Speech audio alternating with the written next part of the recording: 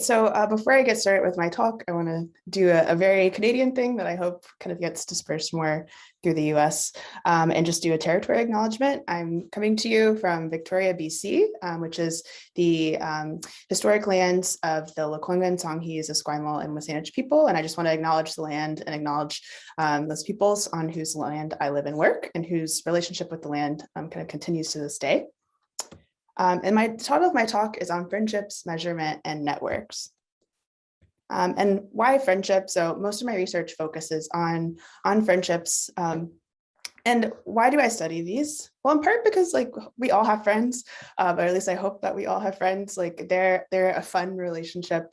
Like there's a study kind of showing that people tend to have the most fun with their friends as opposed to other relationships where compared to hanging out with family or hanging out alone with romantic partners, people have the most fun with their friends or most fun with their friends and their romantic partners. So it's a fun relationship. We all have them and they're pretty vital for our life. Friendships are important for our health and well-being. Having friends, having good quality friends kind of staves off loneliness. It helps us feel better about ourselves and also helps our physical health. Friends provide support throughout the life course. So they provide social support, both like instrumental and functional social support. So kind of helping you move is kind of a common task that friends did when I was in grad school. I had to employ my friends' help moving several times, but they also provide emotional social support. So there are people that we can talk to about things that are kind of going on in our lives and that can offer support to us in that way. Friends help us form our attitudes and opinions and can also kind of shape the kind of political action that we engage in. So there's a lot of research on kind of intergroup friendships and how in the contact hypothesis and this idea that interacting more with friends in particular who are from a different race or sexuality than us can help us have a better attitudes towards that group. And there's also some kind of interesting work on how those friendships can also affect our willingness to engage in collective action as well. So they have kind of impacts on our behaviors too. And friendships also just present a messy and fun methodological challenge. So kind of all that together, like it's a common relationship people have, it's an important relationship people have, and like scientifically, it's kind of a challenging relationship to study. And why is that? Friendship is complicated. Why is it complicated? Because you can have many friends. So people tend to have kind of the most their largest number of friends in early adulthood. That number kind of declines over time. But on average, adults have between like 5 and 20 friends. So you have a bunch of different people. It's not just looking at one relationship dynamic. You're going to be looking at kind of multiple relationships at once if you're studying friendship. And these friendships can come in different flavors. And to kind of demonstrate this, I'll be using the characters from my favorite sitcom featuring Friends, New Girl. So throughout the talk, I'll be using kind of Schmidt here on the left as our kind of main character. Friendships can come in different flavors, including cross-race friends. So for example, Schmidt's friendship with Winston has this unique component of it being a cross-race friendship that might affect how much they trust each other, how intimate they are with each other, the way that they self-disclose can be impacted by this being a cross-race relationship.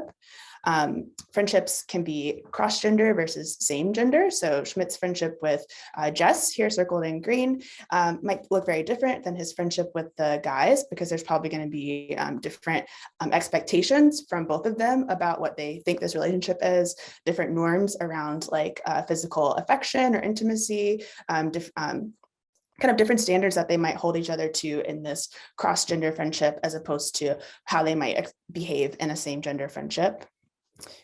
Friendships can be close, so you can be roommates with someone like these folks are, or long distance. So spoilers for the first season of New Girl, Coach, here circled in orange, moves away to Chicago. So Schmidt's friendship with his kind of remaining 3 friends who live with him is going to be very different than his friendship with Coach, who lives in a different city. They're going to engage in some different types of relationship maintenance behaviors versus what you would do with someone who you can kind of hang out with on a regular basis. And friends can also differ based on kind of closeness. So there's some research showing that kind of our criteria and expectations for like what a friend should be, what friendship should look like, differs if we're talking about just a friend in general versus a close friend versus a best friend. So like Nick here is Schmidt's best friend. So there's going to be things about their relationship because they're best friends that work a little differently than Schmidt's friendship with the other three folks in the loft. So this kind of complication of friendship has really led me to question, how do we measure multiple friendships at once? It's a bit of a methodological quagmire and something that I've been puzzling over for a few years now. And there's, I guess, a couple of ways that we can think about how we measure multiple friendships at once. A common thing that people do is use aggregation. And there's a couple of ways that we can kind of interpret what aggregation is or what it means in the context of a relationship. It can work kind of like we think about the way aggregation works in other measures, where you can consider aggregation as a more reliable measure of friendship, something like this composite image here, where the kind of distinctions and maybe rough edges of each of these individual faces has been smoothed out into this composite image that's kind of the average face. So we can kind of smooth out our rough edges or the nuances of particular friendships and say, this is what a person's average friendship looks like. That's one way to address having multiple friendships at once, is to kind of try and smooth out the nuance. Another way that we could think about measuring multiple friendships at once is the kind of Power Rangers Megazord model, where each friendship has its own utility, and each of your friendships can kind of build this bigger thing that is maybe more than a sum of its parts, or a little different than the sum of its parts. And so this concept of trying to figure out how do we measure multiple friendships at once, or what are some ways that we can handle the fact that these are nuanced relationships, individual relationships, but also a shared type of relationship, is what I'm really getting into in the first two talks. So our first two studies. So my roadmap for the talk is starting with how do we measure friendship? And in study one, I'll discuss modeling friendship quality with multiple friends. In study two, I'll get into the question of, does the way that we measure friendship matter for our understanding of what friendship is and what impact it has on us? And I'll be examining that through a study looking at friendship and personality development. And then finally, for the last bit of the talk, I'll be talking about how do friendships fit in with our larger social networks. So not only do you have multiple friends, but friends are not the only relationships that we have, right? Within our social networks, we have family members, coworkers, romantic partners, et cetera.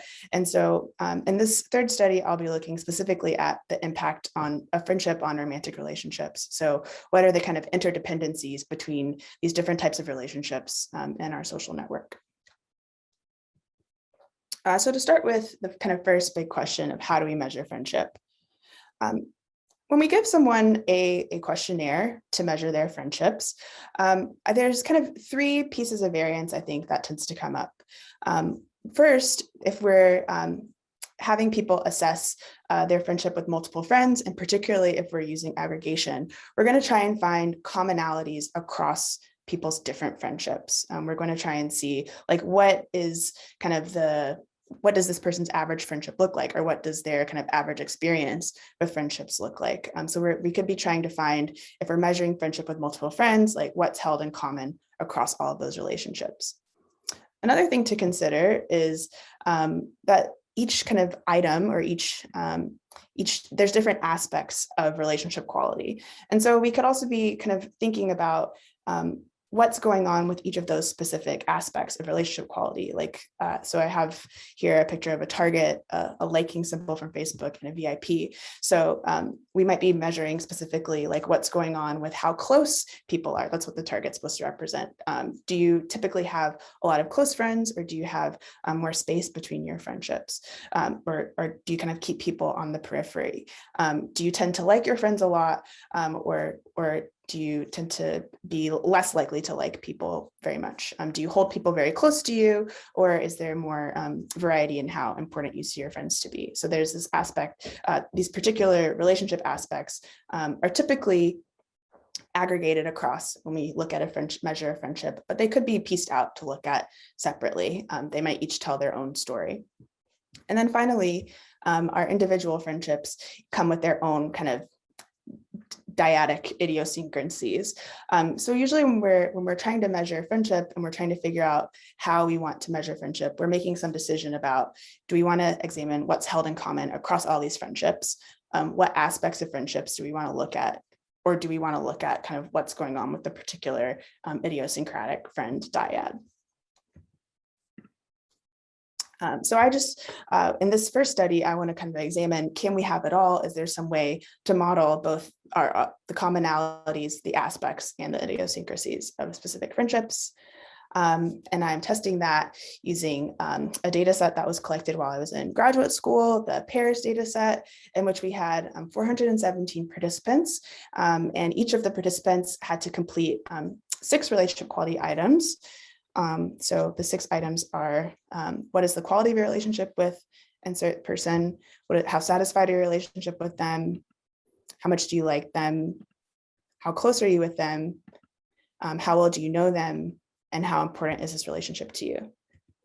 And they completed those 6 relationship quality items 5 times with 5 different friends. And we specified who 3 of the friends should be. So one friend is going to be a local friend, and these are university students who completed who participated in the study. So most of their local friends, well, most of the students were freshmen or sophomores, and so their local friends tended to be students who, or other people who were new friends for them, and they're local, so they're typically in close proximity. The second person they were asked to talk about was a friend from home.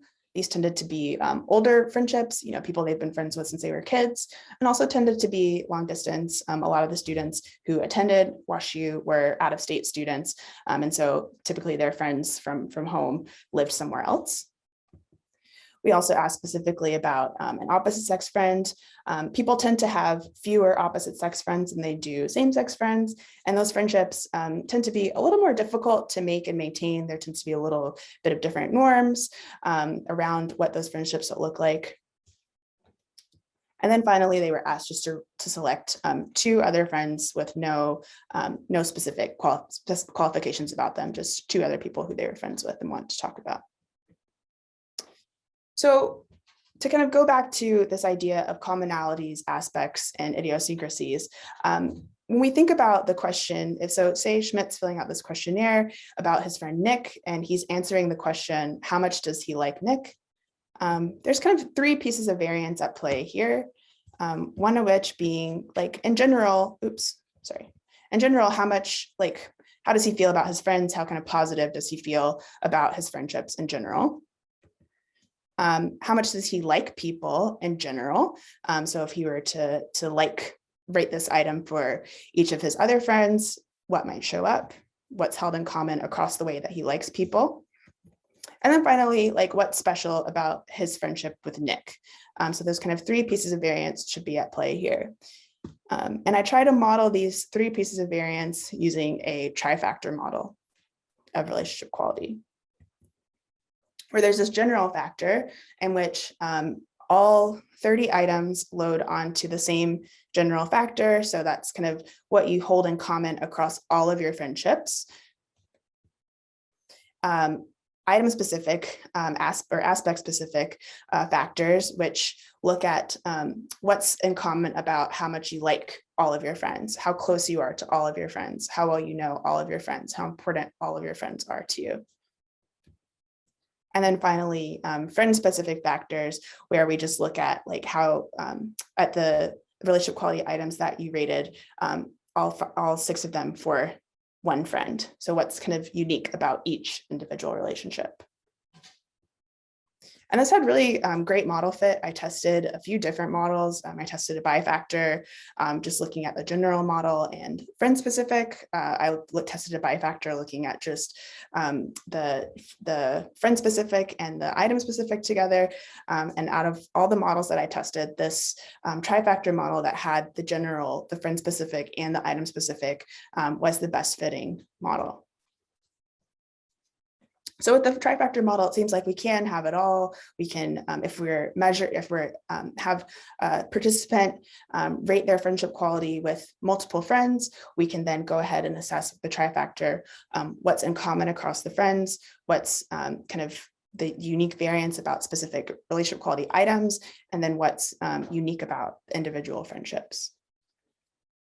But what can we do with that? Does this kind of, do we have different outcomes or do these factors have different associations with kind of useful outcomes? And that's what I kind of look at in part 2 of this first study. So I'm comparing the trifactor model with aggregation. We'll see how personality predicts each of the factors. So using the big 5, and specifically today, I'm going to talk about extroversion and agreeableness. How do extroversion and agreeableness predict each of these factors? So first, looking at the item-specific factors or the relationship quality aspect factors, we see that agreeableness is predicting your quality and relationship satisfaction, and is predicting how well you seem to know that person. Extroversion is not predicting any part of the item-specific factors.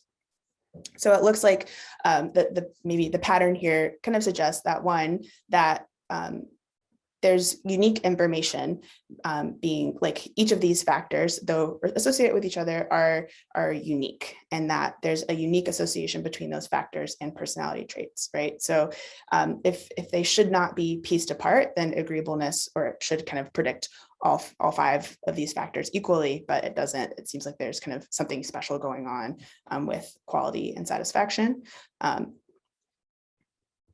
If we look at the friend-specific factors, extroversion predicts having better quality with your local friend, and it predicts having better quality friendship with your opposite sex friend, whereas agreeableness is predicting having better quality friendship with your opposite sex friend only. It doesn't have any association with your local friend. So it seems like these friendships, the kind of idiosyncrasies of them are showing up in their associations with extroversion and agreeableness here.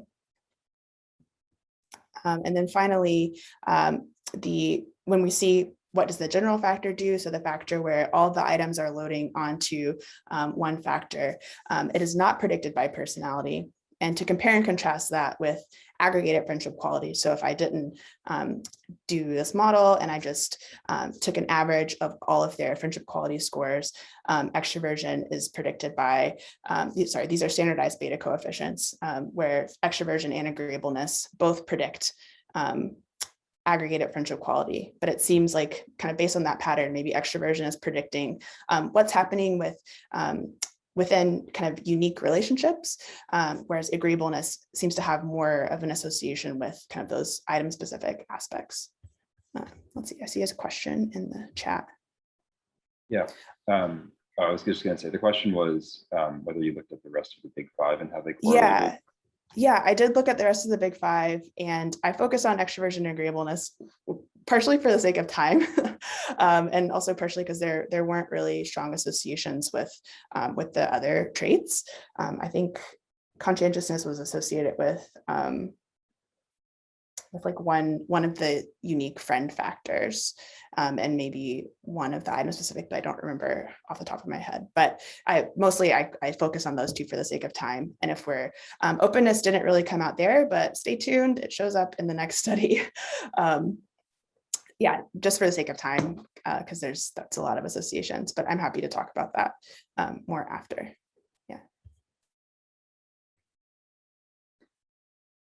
We did not measure sexual orientation in looking at opposite sex friends. But that's a great question and would definitely play a role. And like it does play a role in what behaviors people consider like appropriate within cross-sex friendships and also within same-sex friendships.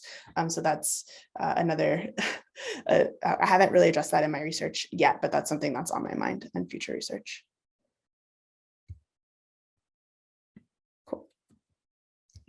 All right, so just to summarize this first study, so with the trifactor model, we're able to kind of it's a kind of a novel and nuanced method of measuring friendship quality, where we're able to both maintain these unique associations for the unique friend and relationship and relationship quality factors.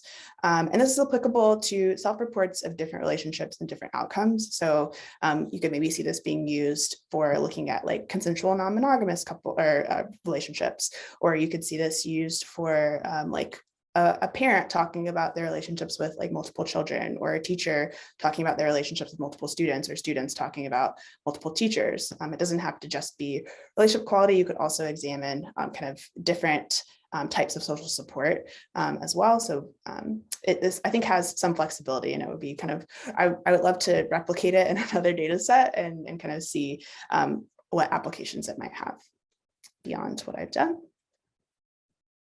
And to kind of circle back to like what this might tell us about aggregation or how to measure friendship, multiple friendships, the Trifactor model seems to offer like a nuanced alternative to aggregation, but it kind of comes with its own questions and concerns, namely like what's going on with that general factor. What is it actually like? The model fits best when it's there, but what is it representing if it's kind of like what's held in common across all these factors once you've accounted for the like relationship specific variance, and once you've accounted for the item specific variance, what's kind of left to be there in the general factor. So I haven't quite figured that out yet, but I'd be happy to talk more about that during the Q&A. So moving on to the second study, in which I kind of examine like does it matter how we study friendship? Does it matter how we kind of operationalize friendship? I'll be doing that in a study examining personality and friendship development. So the study utilizes the personality relationship transaction, which is this dynamic transaction between personality traits and relationship quality. So basically it's suggesting that your personality is associated with the initiation and quality of relationships. So personality helps you make friends, personality helps you keep friends, and personality also predicts how your relationships develop. So there's a longitudinal aspect here where it's not only a concurrent relationship that you just correlate personality and relationship satisfaction in the moment, but you look to see how personality predicts what relationships become down the line. But also it's a dynamic transaction, so it's not just a one-way thing. But our relationships, including our friendships, help socialize us. So our relationships can also go on to have effects on our personality and how our personality changes down the line. And previous research on the personality relationship transaction, when studying friendship, typically they use aggregation to represent what a typical friend is. So they're not really looking at friend dyads, and they're not trying to look at like how multiple dyadic friendships can have some impact on a relationship. Instead, they're using aggregation and treating that aggregate as though it represents only a typical friend, and not really taking into account that like maybe aggregation creates something that's more than the sum of its parts. So in this study, I'm really trying to by comparing dyadic friendship with aggregation, I'm really trying to pick apart like what is aggregation doing? What do these two ways of measuring friendship tell us about friendship and personality change? So my research question is, does dyadic friendship quality have the same impact on personality development as aggregated friendship? And so my procedures, I used the same data set that I used in the previous study, where I had 417 target participants. They completed 7 assessments across 2 years. So basically they took a survey every 4 months. We had 324 participants complete at least 2 assessments. They nominated 10 friends, 10 informants at the first time point. The dyadic friend, which in the the dyadic friends had at least 213.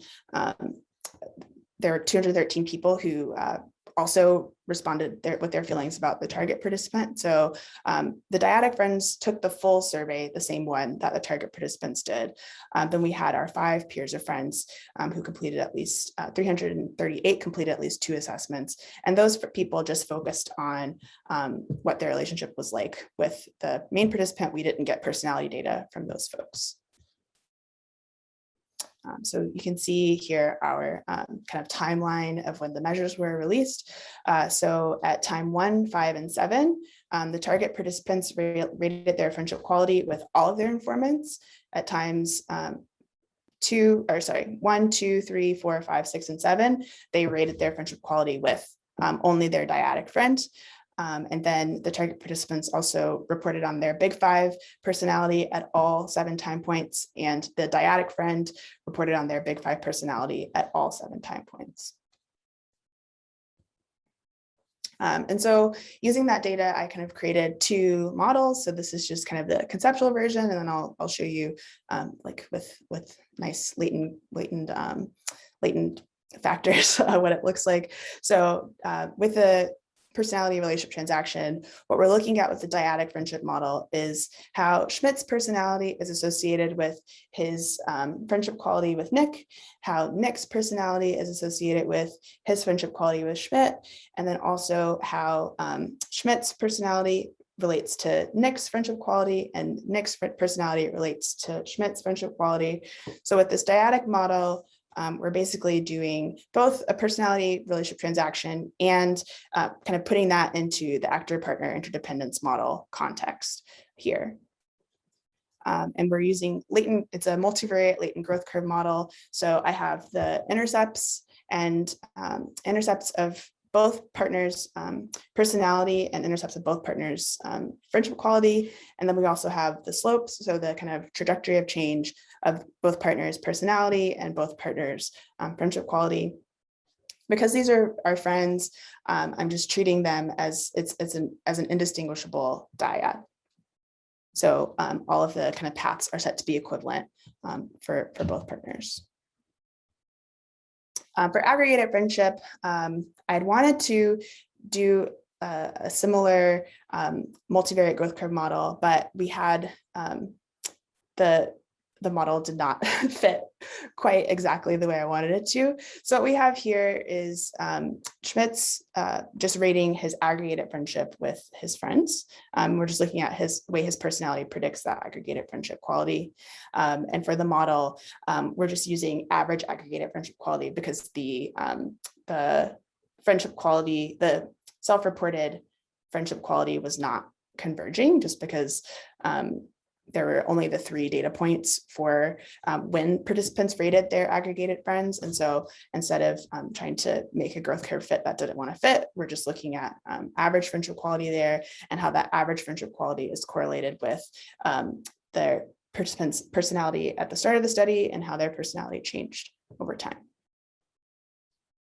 So what are our results? Again, for the sake of time, and also because there really wasn't anything happening with personality and relationship quality change, I'm going to focus on just how relationships affect the kind of 2 questions of the personality relationship transaction. So first, how initial personality is associated with relationship quality, and then how relationship quality is associated with personality change. So first, within the dyadic model, how is initial personality associated with initial friendship quality? I just plotted the correlations. So you could see kind of along the, I just plotted the correlations. So if it crosses, and these are the confidence intervals, these bars are confidence intervals. So if the confidence interval includes 0, then that was a non-significant correlation. So you can see that initial personality was associated with, these are the actor effects. So your own reports of your personality are correlated with your own reports of friendship quality with your dyadic friend. So being more extroverted, more agreeable, more conscientious, and more open was associated with having better quality friendship, or you reporting better quality friendship with that one friend. And then for the partner effects, which was how your personality was associated with your friends' relationship quality ratings, there are no significant effects. So it seems like kind of whatever is going on between personality and relationship quality is just kind of happening in your own head, and it's not really affecting your partner. If we look at aggregated friendship quality, what we see is that extroversion, agreeableness, neuroticism, and openness, again, are all associated with having better quality friendships. So not only do people report within their dyadic friendships that these 4 traits are associated with better friendship quality, but if we average across multiple friends, we see that those 4 traits are also associated with kind of their average friendship quality. But when we get to personality change, so how in the dyadic model, how is that initial friendship quality associated with changes in personality?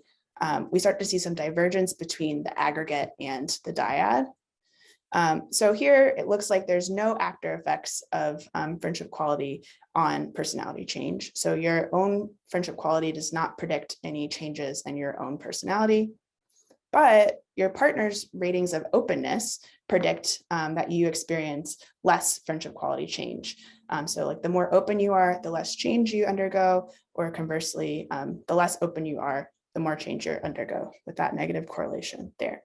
Or the worse your friendships are, the less you change, the more you change in openness, and the better your friendships are, the less you change in openness. So there's the openness effect that we see for the person who asked the question about openness earlier. But when we look at aggregated friendship quality, there's a different pattern. So if we are just looking at personality and friendship, if things are being measured concurrently, if it's like a static thing, then like you saw, it was the same for aggregation and the dyad. But if we look at friendship quality and personality change, there looks to be a difference between the aggregate and the dyad, such that people who self-report having better quality friendships on average become more conscientious over time and become less neurotic over time. And that is actually kind of a pattern that's kind of commonly talked about as like the maturity principle. Also agreeableness is just barely hanging in there. People also become more agreeable over time if they have better quality friendships. And this kind of matches what we call the maturity principle, where we see kind of the normative trend for personality change in North Americans is that people become more mature, more conscientious, more agreeable, and less neurotic over time. So something about aggregated friendship quality seems to be associated with people maturing. I didn't test any moderations for age or gender, but also because this was a university sample, because it's also like a private school, I feel like most of them are about the same age in this time. We didn't have a lot of mature students in the sample. I think they were all about like between 18 and 22 during the study.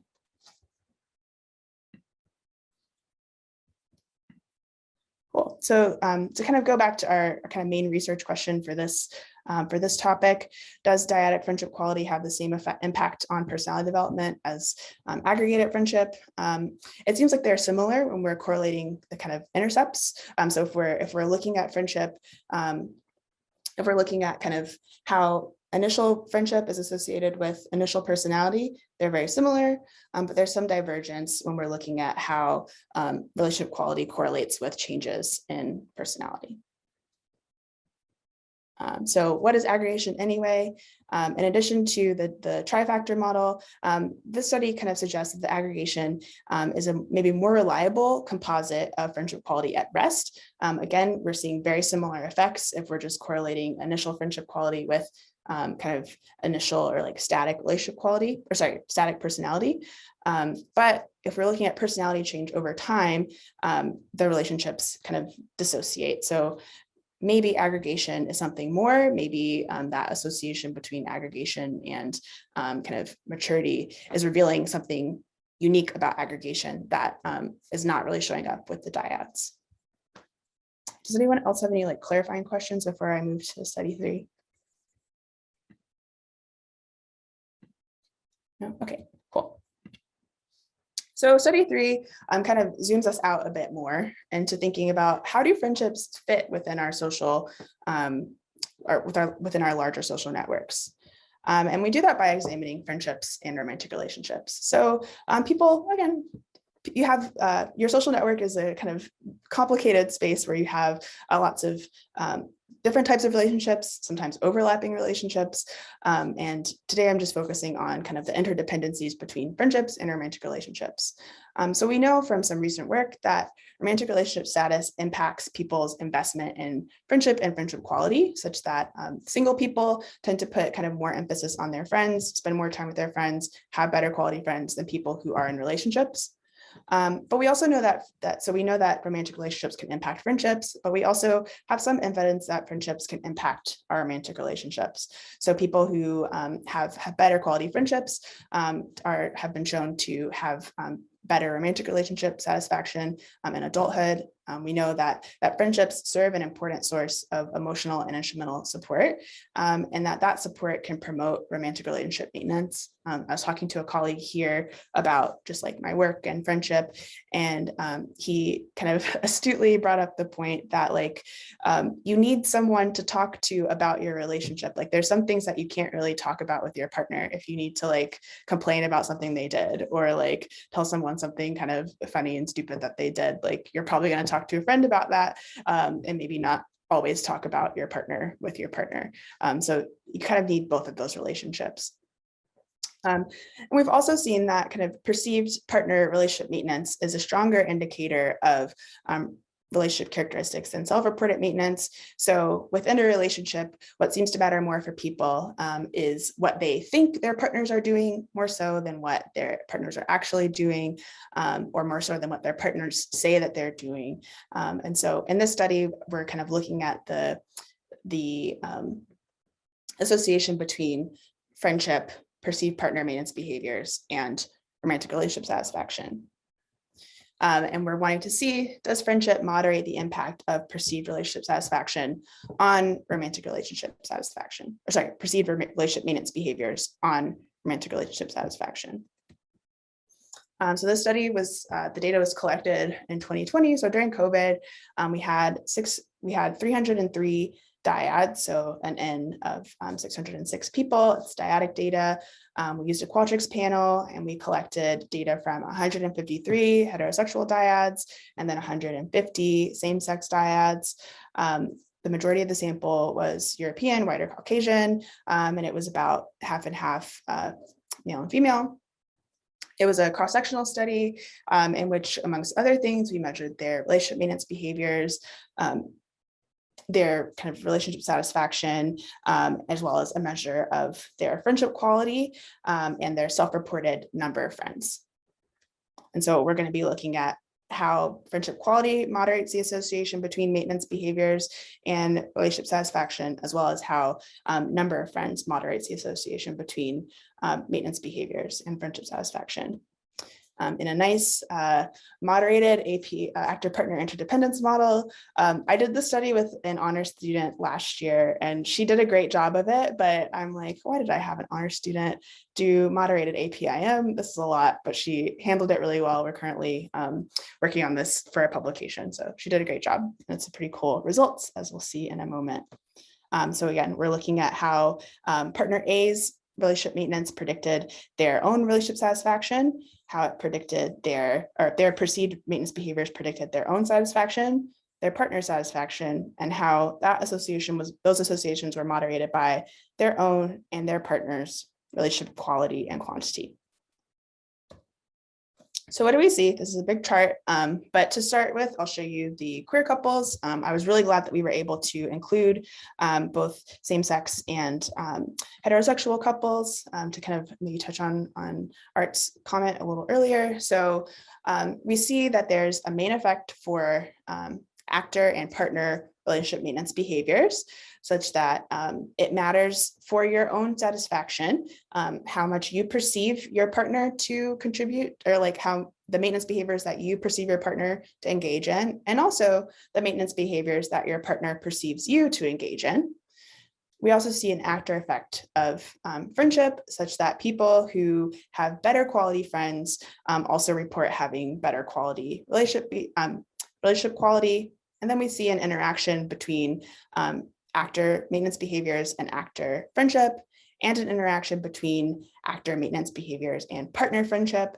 So both your and your partner's friendships have some impact on your own friendship quality, or sorry, romantic relationship quality. We also see a partner effect such that for partner relationship behaviors, impact on romantic relationship quality is moderated by your partner's friendships.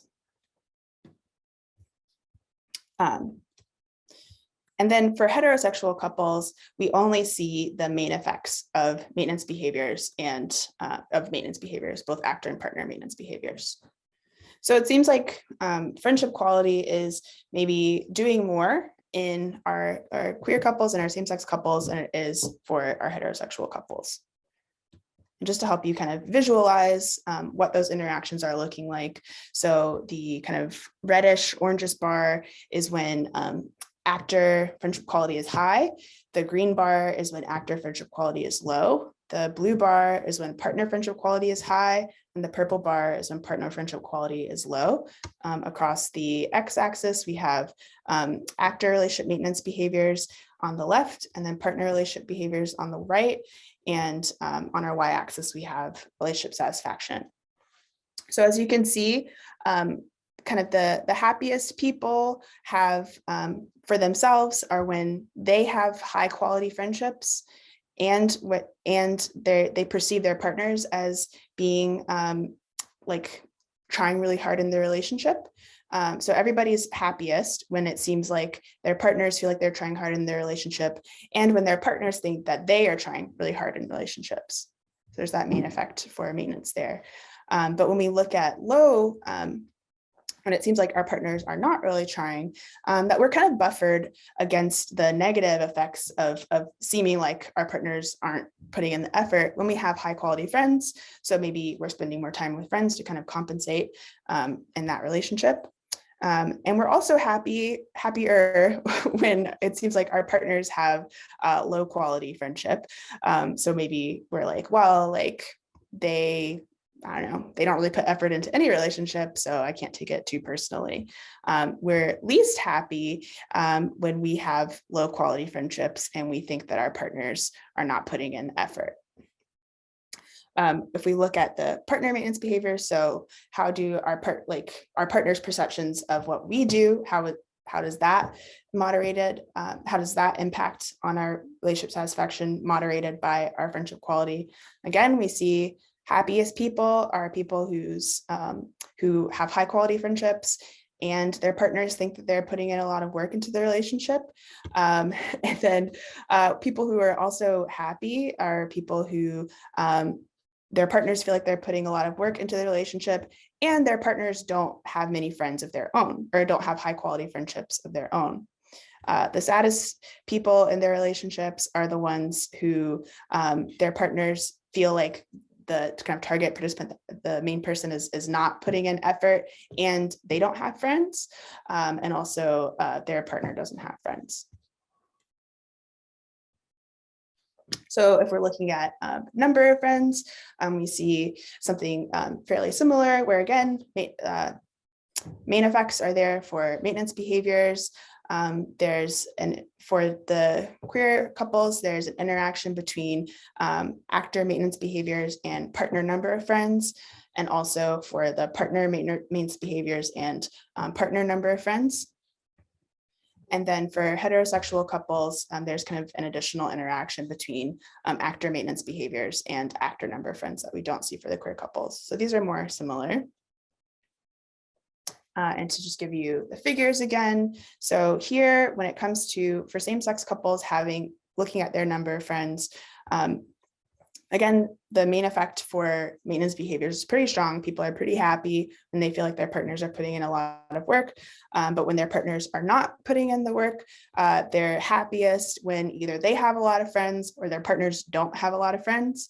And if we look at the right side of the graph, when it comes to kind of the effects of the work that our partners perceive us putting into the relationship, people are happiest when their partners are putting in a lot of work and their partners don't have friends. And when it seems like their partners are not putting in a lot of work, people are happier or having their own better quality friendships, and their partner having their own higher number of friendships, and their partner having a higher number of friendships seems to buffer that a bit. And the pattern looks super similar for the heterosexual couples. So kind of to go back to our main research question of, does friendship moderate the impact of perceived relationship maintenance behaviors on romantic relationship satisfaction? Yes, for queer couples, friendship quality contributes to the satisfaction and buffers against kind of low perceived maintenance behaviors. So if you're in a relationship, it pays off to have good friendships, because if your partner is doing a good job, is very attentive, like all the better for you. And if your partner is maybe not the most attentive, then those friendships can kind of buffer those relationships. Having more friends, so greater friendship quantity, seems to buffer against low maintenance efforts for all couples. So both you and your partner having friends kind of helps. And then overall relationship satisfaction is bolstered by maintenance, and friendships can be protective. So whether you have friends or not, it's important, if you're in a romantic relationship and you want to be happiest in that relationship, to like put in the effort and hope that your partner kind of sees the effort that you're putting in. So just to summarize on how do you measure friendship. So for the first study, I examined how we measure friendship. I kind of used a Trifactor model that can account for the nuance of the different types of friendships and the different relationship quality aspects, while also accounting for the commonalities across friendships. So the Trifactor model is kind of big and new and definitely needs to be replicated, but I think it is a cool possibility for future research. For the second question of does the way that we measure friendships matter, it really seems to, if we're looking at the associations of friendships on personality change, because we see that dyadic and aggregated friendship quality have different impacts on personality change. Whereas the dyadic predicted different changes in openness, and the aggregated friendship quality predicted, or sorry, not predicted, was correlated with kind of people maturing. And then finally, how do friendships fit within our larger social networks? High quality friendships can be kind of protective factors in romantic relationships. So it's all interconnected. So I just want to thank you for your time, for listening today, and also thank my collaborators, Alex Fisher, Joshua Jackson, John Sokoluk, Samim Bazir, and my former honor student, Sandra Zhou. This research for the first two studies was supported by NSF and SSHRC, or the Canadian Research Council on Social Sciences and Humanities, supported the third study. So thanks for your time, and I'm ready for any questions.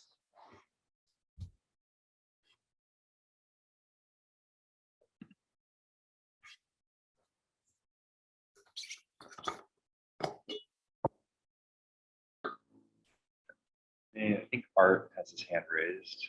Let me try to find him.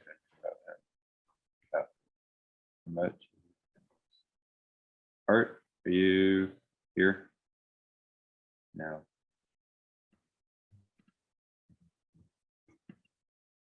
All right, I don't know. Oh, there he goes. I think he's here. Art, you had your hand raised?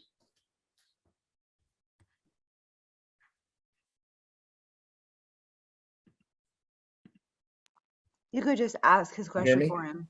Yeah, can you hear me? Mm-hmm. Good. So this is really interesting work and very impressive, the size of your samples and what you've done with them and the analyses. A couple questions. One is, I brought up gender before because there's some old studies by Harry Reese and others that friendships with women, for both men and women, tend to be closer in American and I presume also in Canadian culture. Mm-hmm. So I don't know, do you look at lesbians versus gays in the same sex? Yeah, I haven't, like, the only study where I've really started to address sexuality is the last one that I presented, looking at kind of the different impacts of friendship on romantic relationships. And I am really curious, like there's kind of, I think some research to support this, but also just like within culture, people, like you hear more from people in like the LGBTQ community about how like friendships can function as found family, and which I think you hear about more from them than you do from within like heterosexuals.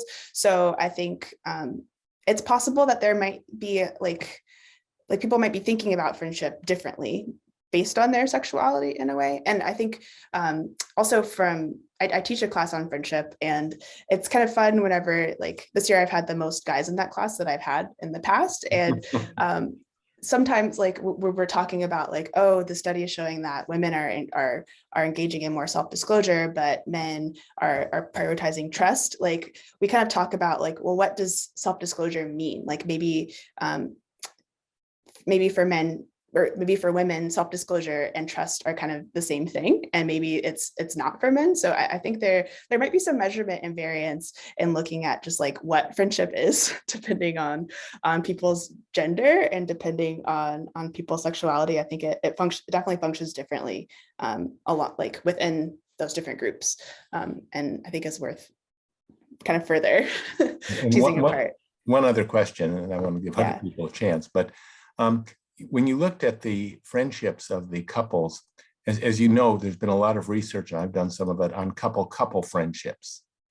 Yeah. And is that taken into account when you look, or you ask that they only be a friend of one of them? Yeah, so we there's definitely probably overlap in like for the quantity of friends who they reported, but we weren't because we were not asking specifically about like shared versus separate friends. We weren't really able to account for that, and or like we also didn't measure their like specific names in their network. One thing that I think would be really cool would be to see if there's discrepancy in the couples over who they think is a shared friend and who is like, no, that's my friend, or like, no, that's your friend. Because I think that comes up. Neat. Thank you. Thanks for your questions.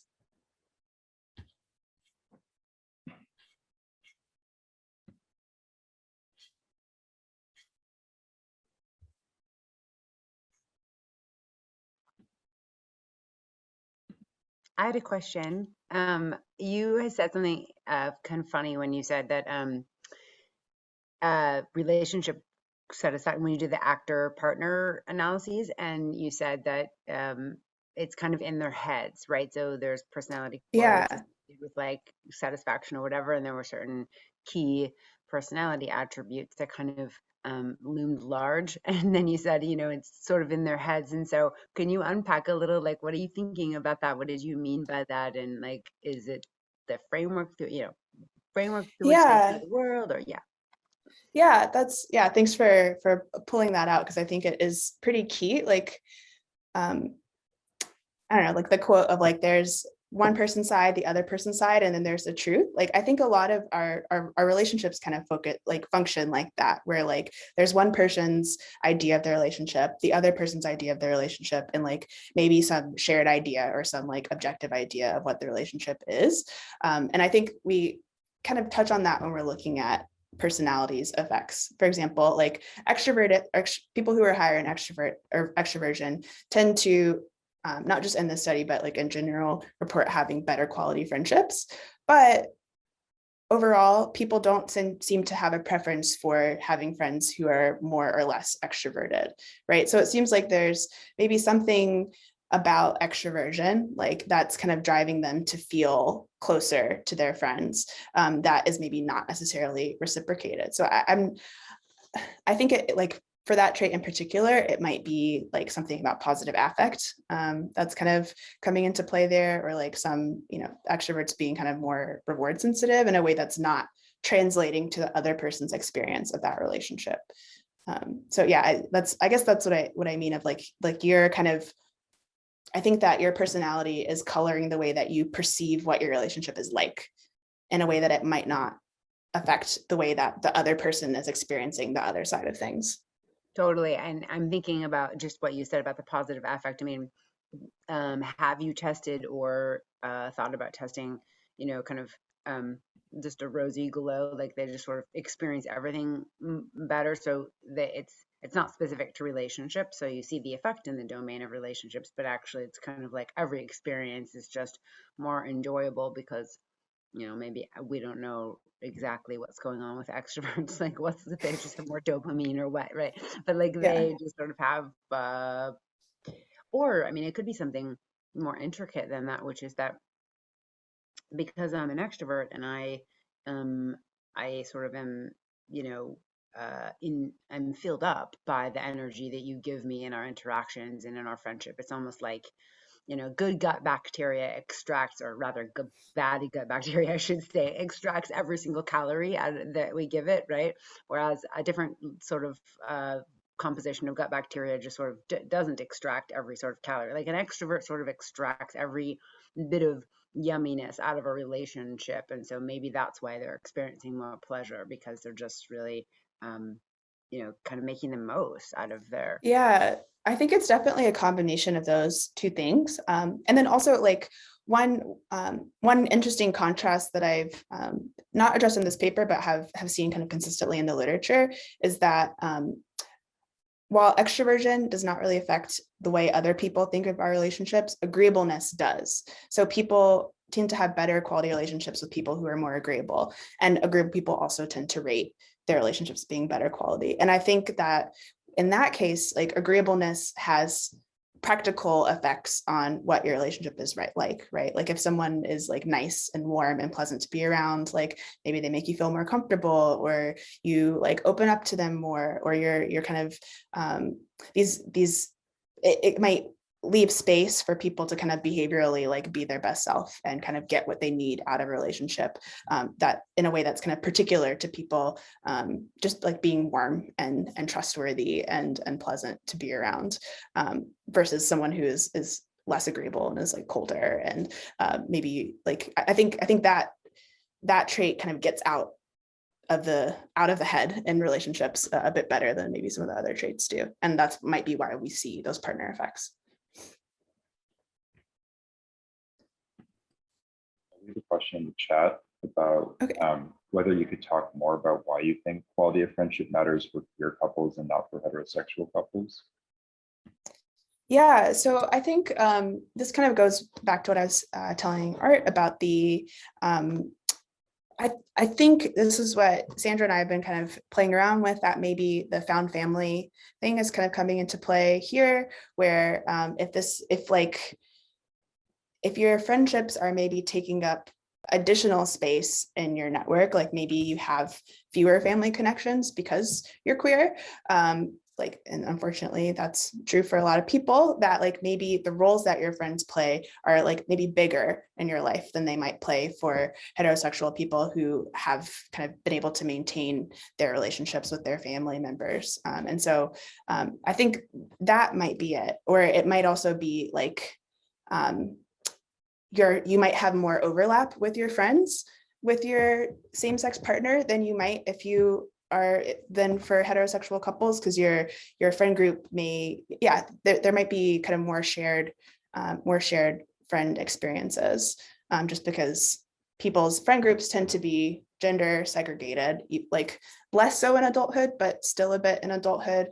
So if you are with a partner of the same sex or same gender, then like you might have that might be more intertwined for them. And so having better quality friendship might provide more practical support in that way, if it's like shared friendships.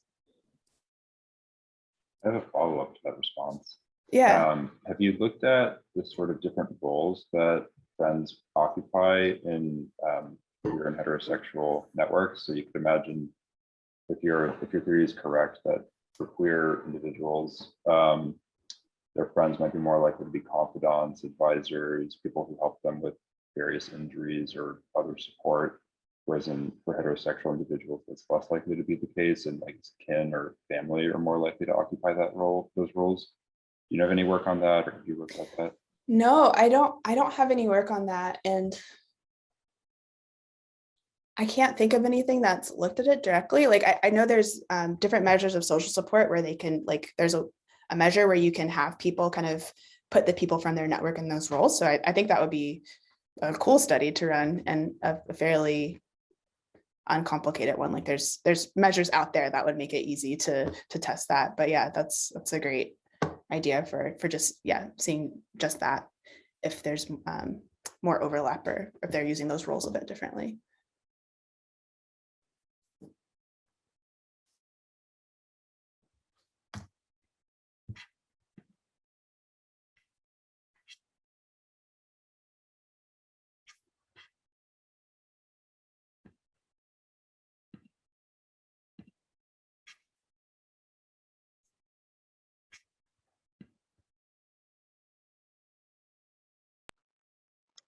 Well, we have only a couple of minutes left. I don't know if there's any final questions, or if you want to spend a minute talking about future research that you're working on, that would be fine. I mean, we only have like literally 2 minutes. If you wanted to do that, you're welcome to. Otherwise, I can close up if you'd like.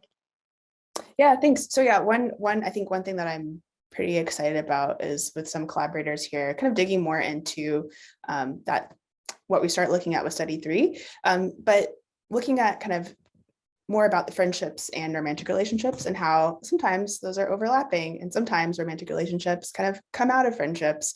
And sometimes that's people's strategies for getting into romantic relationships. So I think even though I was kind of talking about friendships as like their own distinct thing, and particularly within the context of relationships, those being kind of distinct and separate, they're definitely not as separate as I made it seem. There's a lot of kind of overlapping roles. Yeah, so there's some cool stuff kind of coming down the pipe, looking at what's going on with that role differentiation, and also looking more specifically at running a meta-analysis now, looking at gender and friendship, and what like has friendship changed, or like have gender differences and friendship quality kind of changed over time as our understanding of gender has also changed over time. So that's kind of down the pipe. Yeah. And speaking of changing over time, I remember, so Cameron Anderson, who got his PhD in the psych department at Berkeley, and then now he's over at the Haas Business School as a professor. His dissertation, I believe, was the emotional convergence of couples over time. And has there been any work on kind of personality convergence in a similar way, or maybe his work was inspired by a personality finding of that kind? Because I can imagine your experience sampling methods and the friends and the couples and all of this really lending itself to asking a question about convergence over time. Yeah, I think so. I'm not sure about over time, like looking at the work on personality and like friends, like personality similarity and friendship.